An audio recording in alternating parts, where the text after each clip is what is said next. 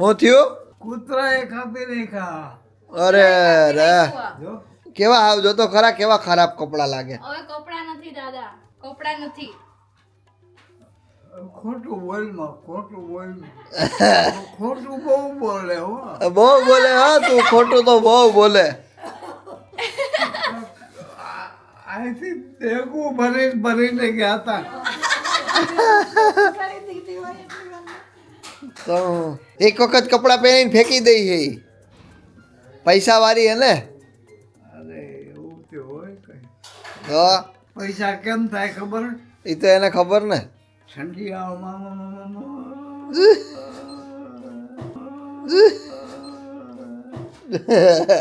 એ પૈસા થાય. તો એ પૈસા થાય, સમજ્યા? Good morning. હે ગુડ મોર્નિંગ. Good morning. ચા પાણી નાસ્તો કર્યો? ચા પીવી, નાસ્તો નથી કરવો. નાસ્તો નથી કરવો? જમવાનું બગડે ને. ગાંઠિયા બાઠિયા પડ્યા એમ તો.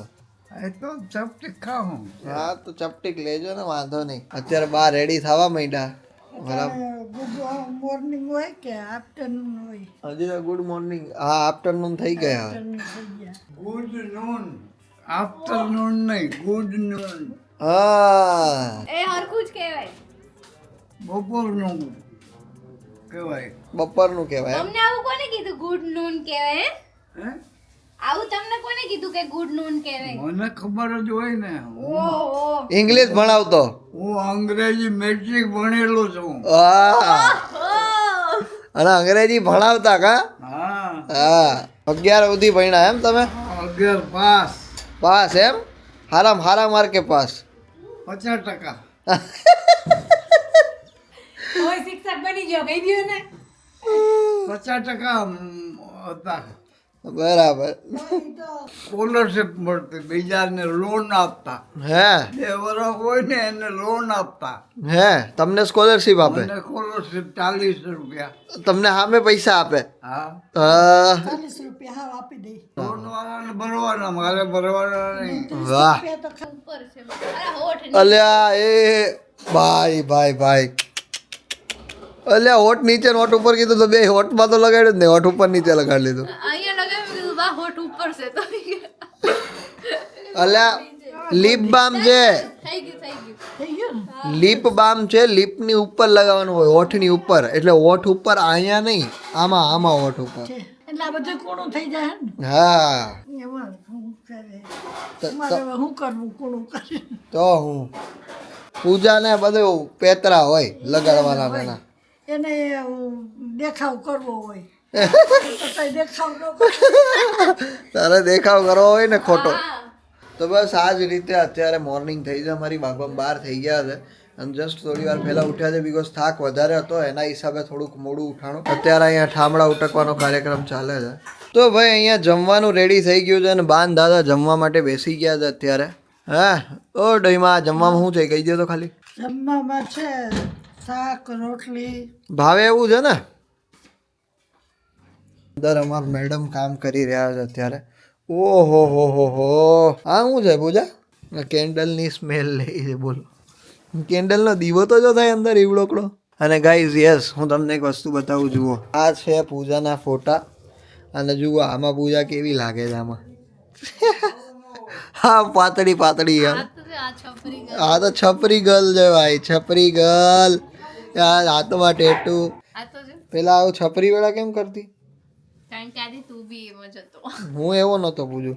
આ તો જો હાવ પેન્ટ ફાટેલા પેન્ટ પહેર્યા છે. પૈસા જો વધારે વપરાય જાય તો ગણતરી પણ કરવી પડે. સો હું જેટલા લોકો કેમ રોવે કેમ કે જે પીજી માં રહે છે અને જેટલા લોકો મિડલ ક્લાસ છે તો પૈસા આપે કરવાના. આજે તો 10 રૂપિયા વાપરતો એટલે કે એક સારો ટાઈમ આવશે તમારો પણ અને ડેફિનેટલી થોડીક મહેનત માંગશે પણ એ ડેફિનેટલી સારો સમય આવશે. તો તમે કેમ રોવા માંડ્યા હતા? રવાઈ ગઈ તું લે. હું કામ રોવા માંડ્યા હતા? આટલું સારું રાખો હરકો તને ખાલી 10 રૂપિયા જ મળતા ખબર ને?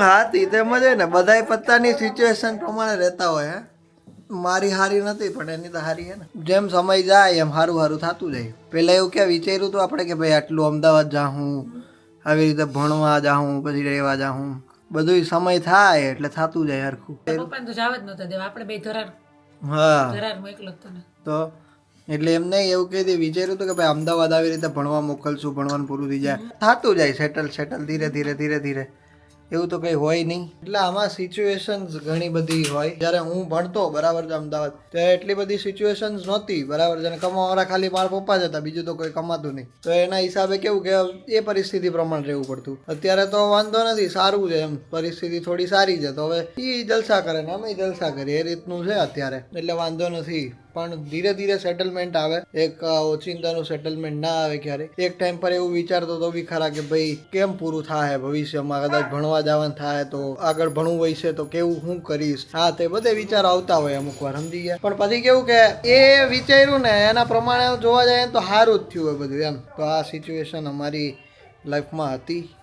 ખાસ તો આપણે રેનીશભાઈનો આભાર માનવો જોઈએ.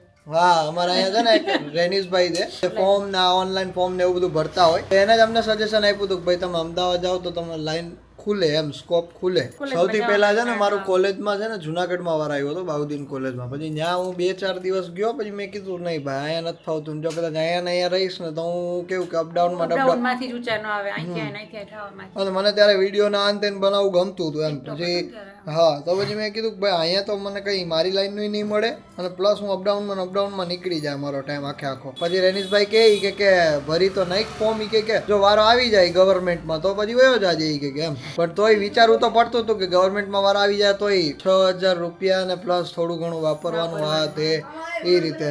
તોય હજી સુધી મને ખબર છે કે 6,000 રૂપિયા અમારો પીજીનો ખર્ચો અને લાઈક જમવાનું આવી ગયું ને રહેવાનું આવી ગયું. શરૂઆતમાં ગયો તો ત્યારે 300-500 એવી રીતના મોકલતી બરાબર છે.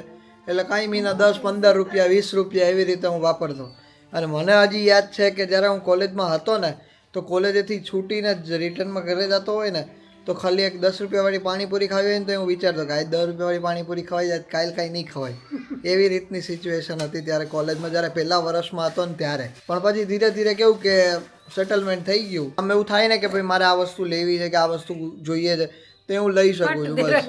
હા, એટલે એ વસ્તુ અત્યારે કહેવાની જ વાર હોય ને કે લેવાનું છે એટલે આવી જ ગયું હોય. હા, એટલે એવી સિચ્યુએશન અત્યારે થઈ ગઈ છે એમ. અને એ વસ્તુ જ્યારે હું વિચારતો હતો ને કે મારે આટલું આવું તો જોઈએ જ છે, પણ એના કરતાં ઘણું સારું અત્યારે આપ્યું છે. આજે તો બહુ જ્ઞાન આપી દીધું તમને લોકોને, પણ આ એક રિયલ લાઈફનો મારે લાઈફનો એક પાર્ટ છે, એક જર્ની હતી મારી, એ બહુ અઘરી હતી પણ થઈ ગઈ. અત્યારે એના કરતાં વધારે સારી છે એમ જર્ની. તો અત્યારે ચિંતન બાના વાળ કાપે છે. ગયા બા, અરે રે હા જોઈ લો, આ જો એવું ન કરાય. આ જો તો ખરા. ઓ બાપ રે બાપ, ઉલટ તમારા મૂળ હાથમાં આવી ગયો. બા વાળ કાપ નાખ્યા, વાળ કાપ નાખ્યા, બોલો. અરે બાપ રે, અરે ભાઈ એ કાપે, વાળ કાપે પૂજા.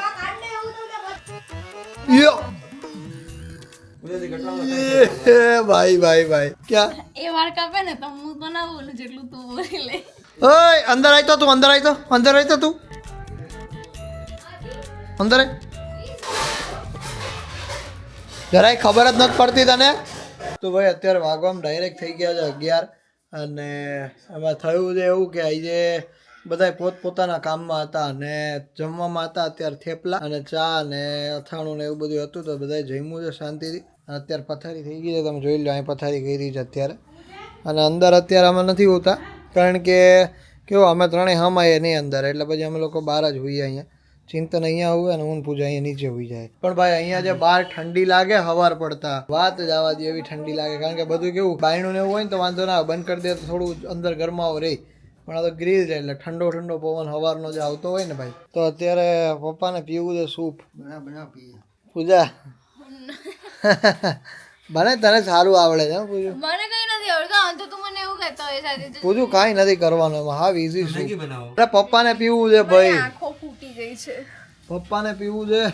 પપ્પા એને સૂપ પીવું, મારે નહીં પીવું. તમને એવું દિલથી એવું છે ને કે આદિ બનાવે સૂપ, હે ને? મને ખબર છે તમારી દિલની વાત છે. આપતે છે પૂછી લે પેલા એને હાલના તો જવાબ કરે. પણ કેની હા એ તો પૂછ, કેની હા એ તો પૂછ, જોપને પાડા ઢોર કેની હા એ ખાલી પૂછી લે. આદિ તે મને એટલું જ કીધું હતું બરાબર, તું મને વધારે નહીં ફસાય તો જા. ખાલી એકવાર કહી દો પપ્પા કેની હા કોણ બનાવે, કહી દો ખાલી સૂપ કોણ બનાવે.